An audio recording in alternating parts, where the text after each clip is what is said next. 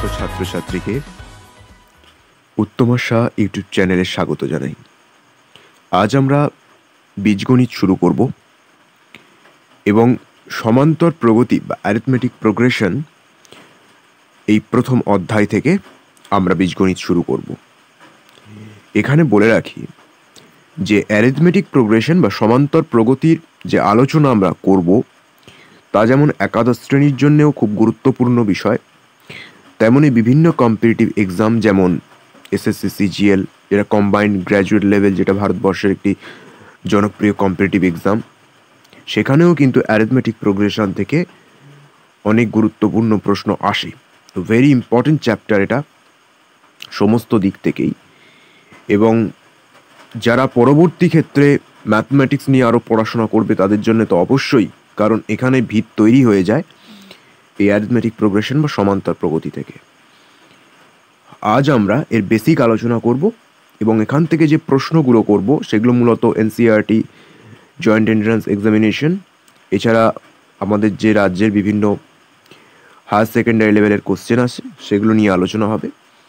তবে ধারণা যে যার উপর ভিত্তি করে দেওয়া হবে সেই ধারণা কিন্তু সমস্ত ছাত্রছাত্রী যারা একাদশ শ্রেণীতে পড়ে তাদের জন্যেও, প্লাস যারা কম্পিটিটিভ এক্সামের জন্য তৈরি হবে তাদের জন্য এটা ইম্পর্টেন্ট। ওকে, সো আমরা আজ শুরু করব সমান্তর প্রগতি কী এবং তার জন্য ধাপে ধাপে আমাদের কি শিখতে হবে সেগুলো আমরা ধাপে ধাপে শুরু করব। এখন ধরা যাক বলা হলো যে 1 থেকে 100 পর্যন্ত সমস্ত পূর্ণ সংখ্যার যোগফল নির্ণয় করো। তাহলে তোমরা এখনো পর্যন্ত যা শিখেছো তা দিয়ে এভাবে যোগ করবে। 1-এর সাথে 2 যোগ করলে, তার সাথে আবার 3 যোগ করলে যা হলো, তার সাথে আবার 4 যোগ করলে যা হলো, তার সাথে আবার 5 যোগ করলে, এইভাবে চলবে। কিন্তু এইভাবে চললে অনেক সময় লাগবে, পরিশ্রম অনেক হবে। তো আমাদের বিভিন্ন গণিতজ্ঞ, যাদের মধ্যে অনেকেই ভারতীয় রয়েছেন, তারা একটি নিয়ম আবিষ্কার করেছিলেন যে কিভাবে এই ধরনের যোগ অতি সহজে নির্ণয় করা যায়। এই যে নিয়ম, সেখানে বেশ কিছু পদ্ধতি অনুসরণ করা হয়েছে, সেই সমস্ত কিছু আমরা এই অধ্যায়ে জানব। ওকে, তো প্রথমেই আমরা সেই সমান্তর প্রগতিতে যাওয়ার আগে বেশ কতকগুলি বিষয়ের সাথে পরিচিত হব। যেমন আমরা প্রথমে জানব অনুক্রম কি। অনুক্রম কাকে বলা হয়, যাকে ইংরাজিতে বলা হয় সিকোয়েন্স। সমান্তর প্রগতি আমাকে শিখতে গেলে আমাকে এগুলো জানতে হবে। দ্বিতীয়ত, অনুক্রমের পরে আসা যাক প্রগতি কাকে বলে, যাকে ইংরাজিতে বলা হয় প্রোগ্রেশন। প্রোগ্রেশন, ওকে। 3 নম্বর হলো শ্রেণী কাকে বলে। প্রগতির সাথে শ্রেণীকে অনেকে গুলিয়ে ফেলে, তো সেটা যাতে না হয় তার জন্যে আমি এখানে জেনে নেব যে প্রগতি বা সিরিজ কাকে বলে। ঠিক আছে, তো এই 3টে আমি প্রথমে জানবো, অনুক্রম, প্রগতি এবং শ্রেণী। চলো প্রথম আসা যাক অনুক্রম বা সিকোয়েন্স কাকে বলা হয়। সিকোয়েন্স হলো, ধরা যাক এমন কিছু সংখ্যা দেওয়া হয়েছে 2, 7, 9, 6, 5, 13, এভাবে কিছু সংখ্যা তোমাকে দেওয়া হয়েছে। এখন বলা হচ্ছে যে এর পরের সংখ্যাটি কি হবে। বলতে পারবে? বলতে পারবে না। কেন? কারণ এখানে যে সংখ্যাগুলি দেওয়া রয়েছে সেগুলো কোনো ছন্দে নেই, এবং এদের যে অগ্রসর হচ্ছে, এদের যে অগ্রসর হওয়া, সেটি কোনো নিয়মে আবদ্ধ নেই, কোনো নিয়মে পড়ে না। তাহলে আমি এরকম এলোমেলো সংখ্যা যদি আমাকে দেওয়া থাকে, তাহলে আমি তার পরের সংখ্যা বা তারপরে কি সংখ্যা আসবে বা তারপরেও কি সংখ্যা আসবে, অর্থাৎ সে সম্বন্ধে আমি কিছুই বলতে পারি না। বোঝা গেল? এই যে সংখ্যাগুলি এখানে লেখা হয়েছে, সেই সংখ্যাগুলির পরের পথ সম্বন্ধে কোনো ধারণা আমাদের আসে না।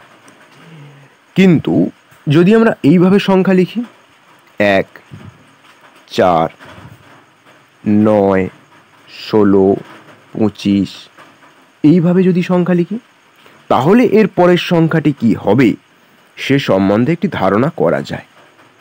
কারণ তাহলে তুমি বলতে পারবে যে 1কে আমি 1 স্কোয়ার লিখতে পারি, 4কে আমি 2 স্কোয়ার লিখতে পারি, 9কে আমি 3 স্কোয়ার লিখতে পারি, 16কে আমি 4 স্কোয়ার লিখতে পারি, 5কে একইভাবে 5 স্কোয়ার লেখা যায়।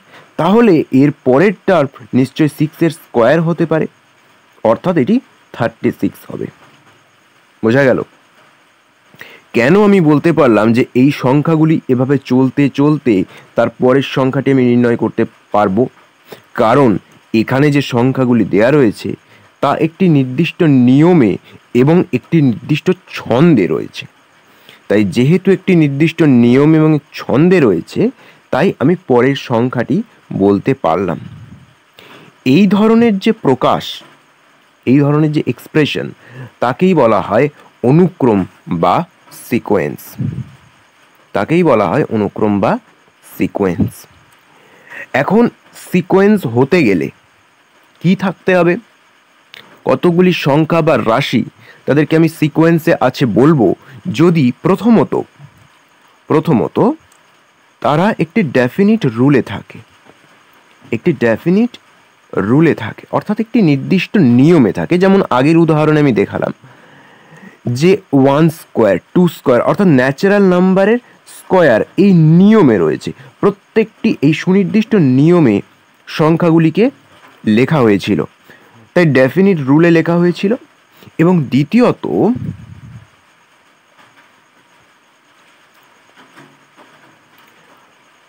ডেফিনিট অর্ডার ছিল।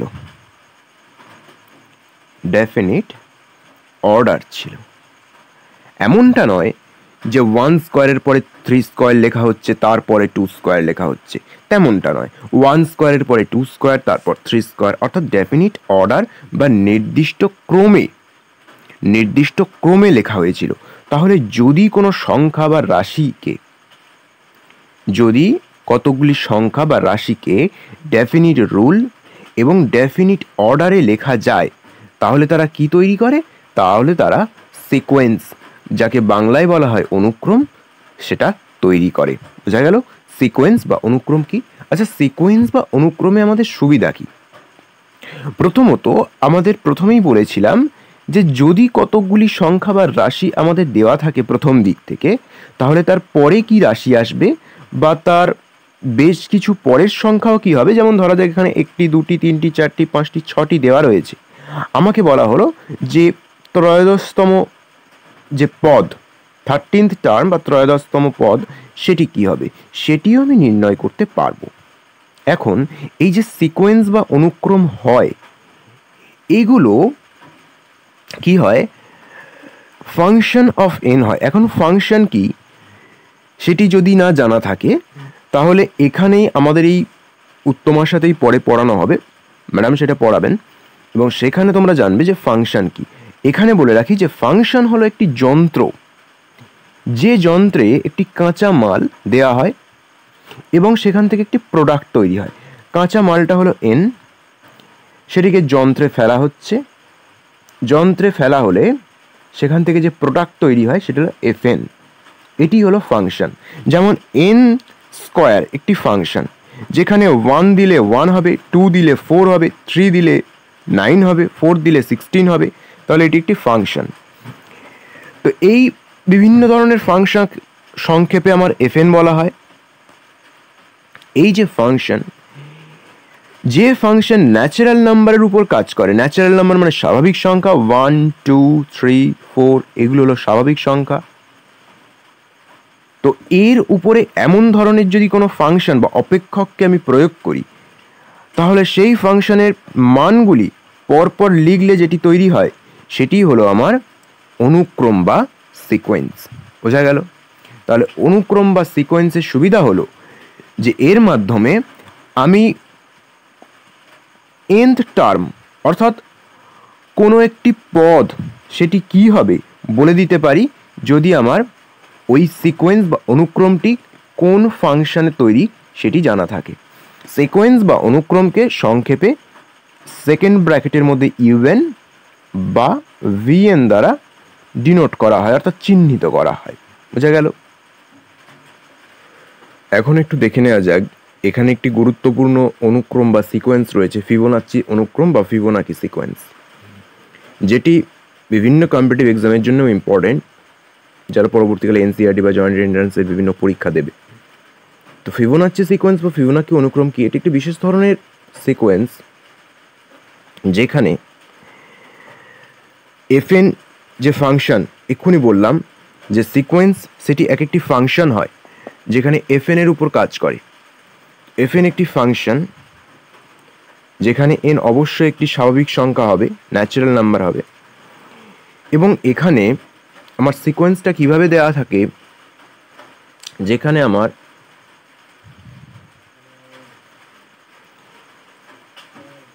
এই সিকোয়েন্সটিকে যদি আমি এন দ্বারা ডিনোট করি তাহলে A1 equal to A2 equal to 1 হয়, A1 equal to A2 equal to 1 হয়, এবং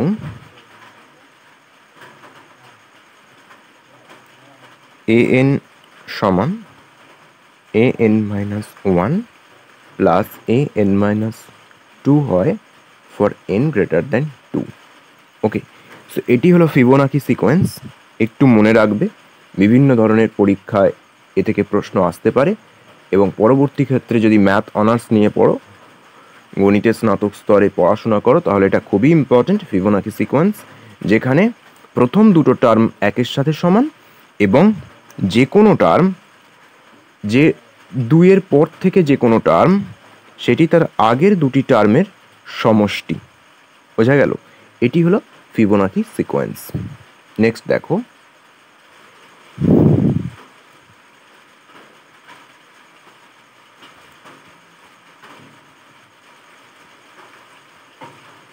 প্রগতি বা প্রোগ্রেশন কাকে বলে?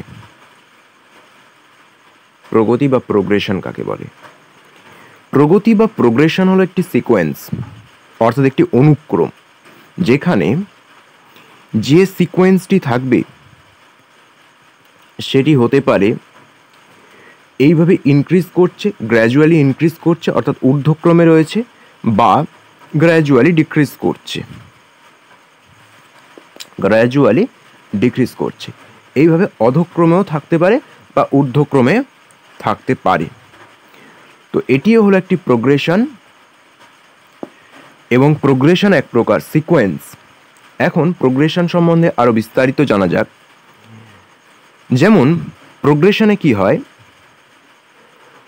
হয় প্রোগ্রেশন গ্র্যাজুয়ালি ইনক্রিজ করবে অথবা গ্র্যাজুয়ালি ডিক্রিজ করবে, কিন্তু এই যে ইনক্রিজ এবং ডিক্রিজ তা অবশ্যই একটি নির্দিষ্ট নিয়ম মেনে চলবে।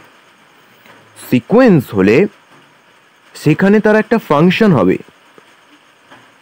কিন্তু প্রগতির বেলায় যে ইনক্রিজ বা ডিক্রিজ হচ্ছে সেটি একটি নিয়ম মেনে চলবে, এমনভাবে যে সবসময় তাদের যে ইনক্রিমেন্ট বা ডিক্রিমেন্ট এইভাবে যে ইনক্রিজ করছে, সেই ইনক্রিজে এই পথ থেকে এই পথ যে নিয়মে যাচ্ছে ঠিক একইভাবে এই পথ থেকে এই পথটি সেই একই নিয়মে যাবে। যেমন ধরা যাক, আমি যদি এইভাবে একটি সিকোয়েন্স নিই 1 4 9 16 25, আচ্ছা এখান থেকে এটি কিভাবে পাওয়া গেল? কোনো নিয়ম রয়েছে? তুমি বলবে 3 যোগ করে পাওয়া গেল। এখান থেকে এটি কি 3 যোগ করে পাওয়া গেল? তা তো নয়।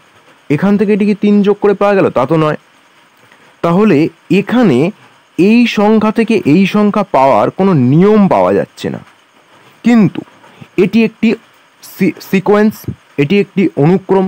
কেননা এটি ফাংশন অফ এন, ন্যাচারাল নাম্বারের একটি ফাংশন, কারণ এদের প্রত্যেককে আমি এন স্কোয়ার আকারে লিখতে পারি, এবং প্রত্যেকে 1 এর স্কোয়ার, 2 এর স্কোয়ার, 3 এর স্কোয়ার, 4 এর স্কোয়ার, 5 এর স্কোয়ার পাওয়া গেছে। এরা ইনক্রিজ করছে কিন্তু গ্র্যাজুয়ালি ইনক্রিজ করছে না, অর্থাৎ এরা ইনক্রিজ করছে বটে কিন্তু একটি নির্দিষ্ট নিয়মে নয়। এমনটা নয় যে আগের পথ থেকে আমি পরের পথ পাচ্ছি, এমনটা নয়। এরা যে নিয়মে রয়েছে সেই নিয়ম থেকেই পাওয়া যাচ্ছে, অর্থাৎ এদের ফাংশন থেকে পাওয়া যাচ্ছে, কিন্তু একটি টার্ম থেকে অপর টার্ম পাওয়া যাচ্ছে না। কিন্তু প্রগতির বেলায় এমনটা হবে না। প্রগতির বেলায় এমনটা হবে না। প্রগতির বেলায় কি হবে দেখা যাক।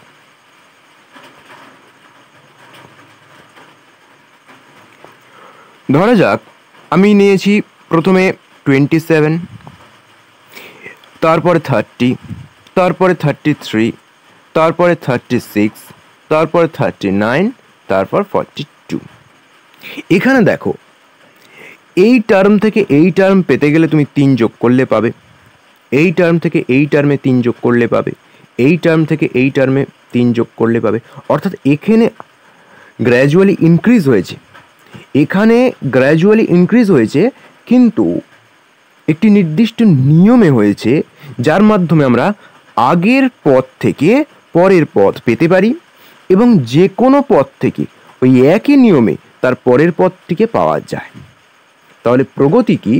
প্রগতি এটাই যে যদি এরকম একটি সিকোয়েন্স বা অনুক্রম থাকে যেখানে যে কোনো পদ তার আগের পদ থেকে একই নিয়মে আসে, অর্থাৎ এখান থেকে এখানে আমি পরের পদ যে নিয়মে পেয়েছি, আমি যে কোনো পদ যদি কনসিডার করি সেও তার আগের পদ থেকে একই নিয়মেই এসছে, তাহলে আমি তাকে কি বলবো? প্রগতি বা প্রোগ্রেশন। বোঝা গেল? এখন দেখো শ্রেণী বা সিরিজ কাকে বলবো? কোনো একটি সিকোয়েন্স, সেই সিকোয়েন্সের সমস্ত পদ সংখ্যার যে যোগফল তাকেই বলা হবে শ্রেণী।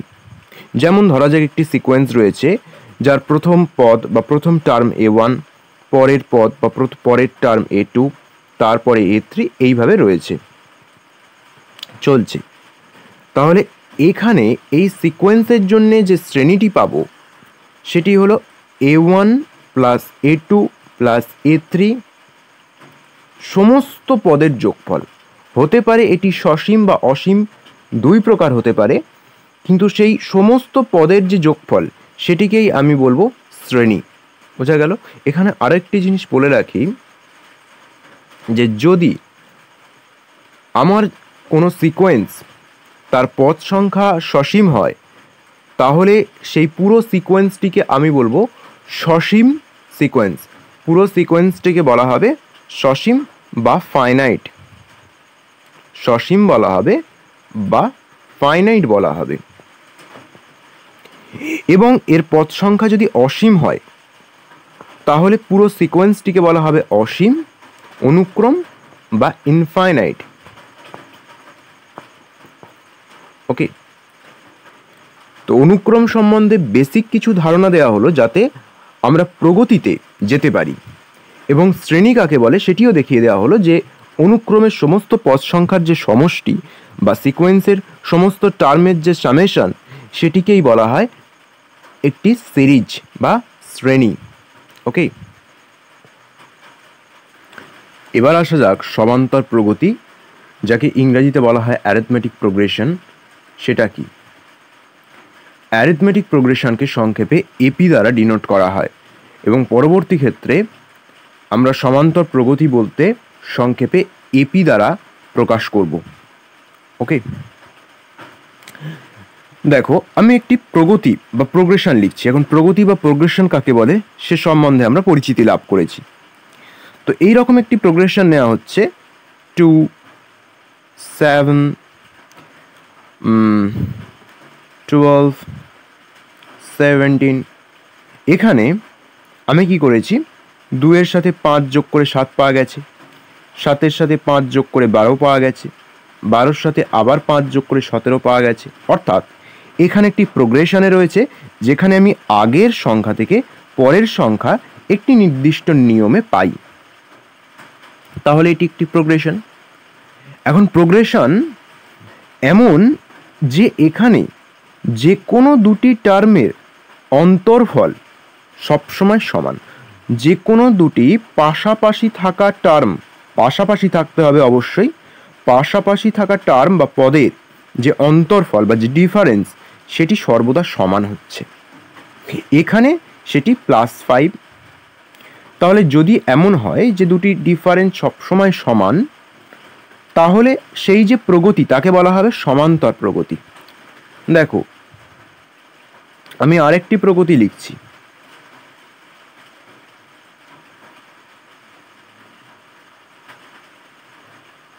2, 4, 8, 16 এটি একটি প্রগতি, কারণ এখানেও আমি আগের টার্ম থেকে আমি পরের টার্ম পাই, সবসময় আমি কি করেছি 2 গুণ করে গেছি, কিন্তু এখানে ডিফারেন্স সমান নয়। এখানে ডিফারেন্স 2, এখানে ডিফারেন্স 4, এখানে ডিফারেন্স 8, ডিফারেন্স বা তাদের অন্তরফল সমান নয়। তাহলে যদি ডিফারেন্স বা অন্তরফল সমান হয় যে কোনো পাশাপাশি থাকা দুটি টার্মের, তাহলে সেই প্রগতি বা প্রোগ্রেশনটিকে বলা হবে সমান্তর প্রগতি বা অ্যারিথমেটিক প্রোগ্রেশন। বোঝা গেল সমান্তর প্রগতি বা অ্যারিথমেটিক প্রোগ্রেশন কি? এখন দেখো এখানে একটি সমান্তর প্রগতি নেওয়া হয়েছে, অর্থাৎ অ্যারিথমেটিক প্রোগ্রেশন নেওয়া হয়েছে, যেখানে প্রথম পদ first term 2, second term 4, third term 6, এইগুলোকে টার্ম বলা হয়। এই যে রাশি বা সংখ্যা এখানে যাই থাকুক না কেন, যেগুলি দিয়ে তৈরি হয় সেগুলোকে কি বলা হয়? এক একটি টার্ম বলা হয়। এটি আমার ফার্স্ট টার্ম, এটি সেকেন্ড টার্ম, এটি থার্ড টার্ম, এটি ফোর্থ, এটি ফিফথ। ওকে, এগুলোকে পদ বলা হয় বাংলায়, ইংরেজিতে বলা হয় টার্ম। এখন এখানে আমরা যে সমান্তর প্রগতিটি নিয়েছি সেটি সসীম সমান্তর প্রগতি, কারণ তার যে পদ সংখ্যা সসীম, তাই তার শেষ পদ বা লাস্ট টার্ম আমি খুঁজে পেয়েছি। যদি এটি অসীম প্রগতি হয়, অসীম প্রগতি যদি অসীম অনুক্রম অর্থাৎ ইনফাইনাইট সিকোয়েন্স থেকে আসে, তাহলে সেক্ষেত্রে কিন্তু শেষ পদ বা লাস্ট টার্ম খুঁজে পাওয়া যাবে না। ওকে, ফার্স্ট টার্ম থাকবে কিন্তু লাস্ট টার্ম থাকবে না, এবং তার যে ক্রম অনুযায়ী তার মাঝখানের যে পদগুলির নামকরণ হবে। বোঝা গেল? এভাবে আমি সমান্তর প্রগতির জন্যে নামকরণ করতে পারি। নেক্সট দেখো এখানে আমাদের কি হয়েছে, এখানে প্রতিটি পদ, এই যে পদ, এই পদের আগের পদগুলি থেকে তার আগের পদের, কোনো একটি পদ থেকে তার আগের পদের যে অন্তরফল, সেগুলি সর্বদা সমান, কারণ এটি সমান্তর প্রগতিতে রয়েছে। সমান্তর প্রগতি থাকার যে ক্রাইটেরিয়া, তার যে নিয়ম, সেটিই তো এটা, যে তাদের যে কোনো পরপর দুটি পদের যে ডিফারেন্স বা অন্তর, সেটি সর্বদা সমান হবে। এখানে তাই হয়েছে, এবং সেটি কত হয়েছে? 2। এটি একটি ধ্রুবক রাশি বা কনস্ট্যান্ট, ইংরেজিতে বলা হয় কনস্ট্যান্ট। অবশ্যই তাকে ধ্রুবক হতে হবে, তবেই কিনা সমান্তর প্রগতি হবে। এই যে ধ্রুবক, এই ধ্রুবককেই কি বলা হয়? দেখো, এই ধ্রুবককেই আমার বলা হয় সাধারণ অন্তর বা কমন ডিফারেন্স। এটা খুব মনে রাখতে হবে যে সাধারণ অন্তর বা কমন ডিফারেন্স কোনটি, যে এই ছিল আমার প্রগতি, সেই প্রগতির প্রতিটি পদের পাশাপাশি থাকা দুটি পদের যে অন্তর বা ডিফারেন্স, সেই ডিফারেন্স সবসময় সমান বা ধ্রুবক হয়, এবং সেই ধ্রুবকটিকেই বলা হয় সাধারণ অন্তর বা কমন ডিফারেন্স। এটির একটি চিহ্ন রয়েছে যেটি স্মল ডি দ্বারা ডিনোট করা হয়। এখন থেকে যতদিন এই সাধারণ অন্তর বা কমন ডিফারেন্স নিয়ে কাজ করবে, সেটিকে স্মল ডি দ্বারা ডিনোট করবে। তার নোটেশন বা চিহ্ন হলো স্মল ডি। বোঝা গেল? এখানে দেখো একটি প্রশ্ন আমরা করব। এখানে বলা হয়েছে যে দেখাও যে এফ এন একটি ফাংশন দেওয়া রয়েছে, একটি অপেক্ষক দেওয়া রয়েছে এন প্লাস বি, যেখানে এন স্বাভাবিক সংখ্যা। এখানে এরা এইভাবে পড়া হয়, for all N belongs to natural number N, the set of natural number capital N. Okay, তাহলে এই অপেক্ষকটি, এটি একঘাত অপেক্ষক। একঘাত কারণ এ এন প্লাস বি রয়েছে, এন এর ঘাত 1 রয়েছে, এন স্কোয়ার বা এন কিউব এই আকারে নেই, এন টু দি পাওয়ার 1 রয়েছে, তাই এটি একঘাত। তো একঘাত অপেক্ষকটি একটি সমান্তর প্রগতি গঠন করে যেখানে এ ও বি ধ্রুবক। এটা প্রমাণ করব। আচ্ছা দেখো, কোশ্চেনটা পড়ে নাও ভালোভাবে, তারপরে আমরা এর সলিউশন করব। দেখো, তাহলে এখানে একটি জিনিস আমরা জানি যে আমরা সলিউশন করব, যে সমান্তর প্রগতি দেখাতে গেলে কি দেখাতে হবে? যে পরের পদ তার থেকে আগের পদ যদি আমরা বিয়োগ দিই, পরের পদ থেকে আগের পদ যদি বিয়োগ দিই তাহলে বিয়োগফল সবসময় সমান হবে। সেটি আমি যদি চতুর্থ পদ থেকে তৃতীয় পদ বিয়োগ দিই যা আসবে, তৃতীয় পদ থেকে দ্বিতীয় পদ বিয়োগ দিলেও তাই আসবে। তাহলে এখানে আমার কি রয়েছে, এখানে তো জেনারেল একটি ফর্ম রয়েছে, ফাংশনটি দেওয়া রয়েছে fn equal to an plus B, যেখানে a এবং b দুটি ধ্রুবক অর্থাৎ এদের মান n এর মানের সাথে পরিবর্তন হবে না, এদের মান কনস্ট্যান্ট, সবসময় একই থাকবে। n এর মান যাই হোক না কেন a এবং b এর মান একই থাকবে। হতে পারে a এর মান 2, b এর মান 3, হতে পারে a এর মান 125, b এর মান 625, যা কিছু হতে পারে, কিন্তু তারা সবসময় সেম থাকবে, ধ্রুবক থাকবে, n এর মানের সাথে পরিবর্তন হবে না। এখন আমি যদি দেখাতে পারি এই যে ফাংশন বা অপেক্ষকটি রয়েছে তার যে কোনো দুটি মান নিয়ে যদি দেখাতে পারি যে দুটি পরপর মান নিতে হবে, এবং আমরা দেখাবো যে দুটি পরপর মানের অন্তরফল সবসময় সমান। যদি সবসময় সমান দেখাতে পারি বা একটা ধ্রুবক রাশি দেখাতে পারি তাহলে আমার প্রমাণ হয়ে যাবে এটি সমান্তর প্রগতিতে রয়েছে, কারণ সেটি সমান্তর প্রগতিতে থাকার নিয়ম। তাহলে এখানে আমরা কি করছি, এভাবে লিখব যে প্রথমে আমরা সলিউশনে যখন উত্তর করব তখন এইভাবে লিখব, এখানে বলে কমা দিয়ে লিখব fn equal to n plus B equal to n-তম পদ। এখন আমি এর পরের পদটিও বের করে নেব, fn প্লাস 1। যদি আমি ফাংশানে n প্লাস 1 বসাই তাহলে n প্লাস 1-তম পদ পাবো। সেটি কত হবে, n এর জায়গায় n প্লাস 1 বসিয়ে দেব শুধুমাত্র, তাহলে এটি আমার চলে এলো n প্লাস 1-তম পদ। বোঝা গেল?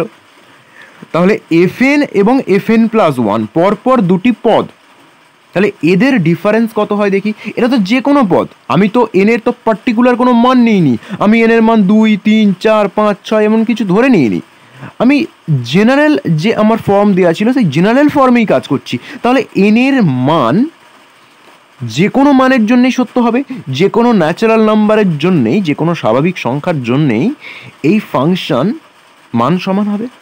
তাহলে এখানে আমি এখন এই দুটি মানের অন্তর নিয়ে দেখছি।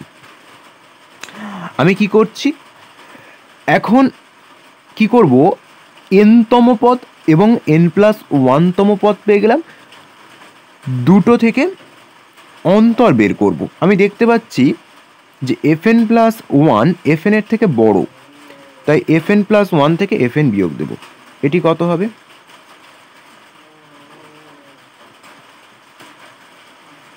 Plus B minus an plus B.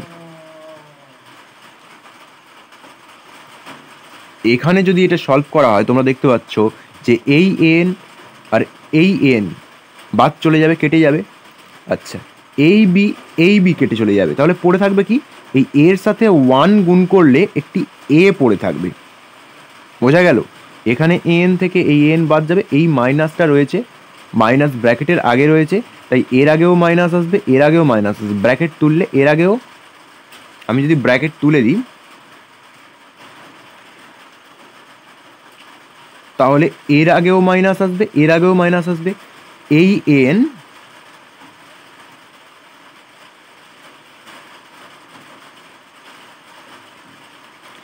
এবং এটাই আসবে পরের ধাপে, an plus a plus B minus an minus B. তাহলে এই n আমার বাদ চলে যাবে, এই বি বাদ চলে যাবে, পড়ে থাকবে a। তাহলে a তো আমি প্রথমেই জানি a একটি ধ্রুবক, আমার তো প্রথমেই জানা রয়েছে যে a একটি ধ্রুবক। তাহলে আমার যে fn প্লাস 1 মাইনাস fn সেটি a পাওয়া গেল, যেটি কিনা একটি ধ্রুবক। এখন n এর আমি পার্টিকুলার মান নিইনি, n এর যে কোনো মানের জন্য এটি সত্য। তাহলে আমি এখানে যে fn বসিয়ে গেলে যে সংখ্যাগুলি তৈরি করবে সেই সংখ্যাগুলি পরপর লিখে গেলে তাদের যে কোনো দুটির বা যে কোনো পাশাপাশি দুটি সংখ্যার যে অন্তর সেটি সবসময় কী হবে, a হবে, যেটি একটি ধ্রুবক অর্থাৎ সবসময় একই থাকবে। তাহলে এটি একটি সমান্তর প্রগতি গঠন করে। তাহলে তোমরা এইভাবে লিখবে যে অতএব প্রগতিটির পরপর যে কোনো দুটি পদের অন্তর সমান এ সমান ধ্রুবক। অতএব প্রদত্ত একঘাত অপেক্ষকটি একটি সমান্তর প্রগতি গঠন করে। প্রমাণিত। বোঝা গেল? সেটি আমি আর লিখে দিলাম না, তোমরা এটা শুনে শুনে লিখে নেবে। ওকে, সো বন্ধুরা আজ এই পর্যন্তই থাক। আমরা আরও কিছু অঙ্ক এখানে করব ভেবেছিলাম, যাই হোক অনেকটা হয়ে গেছে। তো পরের সেশনে আমরা সমান্তর প্রগতির যে টার্ম কি করে খুঁজে পেতে হয়, nth টার্ম, তার সামেশন কিভাবে খুঁজে পেতে হয়, উল্টো দিক থেকে nth টার্ম কি করে পেতে হয়, এবং সেখান থেকে বেশ কিছু গুরুত্বপূর্ণ প্রশ্ন নিয়ে আমরা আলোচনা করব। সুতরাং পরের যে সেশন আসবে সেটি অবশ্যই তোমরা অ্যাটেন্ড করো এবং এইভাবে নিয়মিত ক্লাস করতে থাকো। আর যদি কোনো সমস্যা থাকে কমেন্ট সেকশনে জানিও। সবাই খুব ভালো থেকো। আজ এই পর্যন্তই।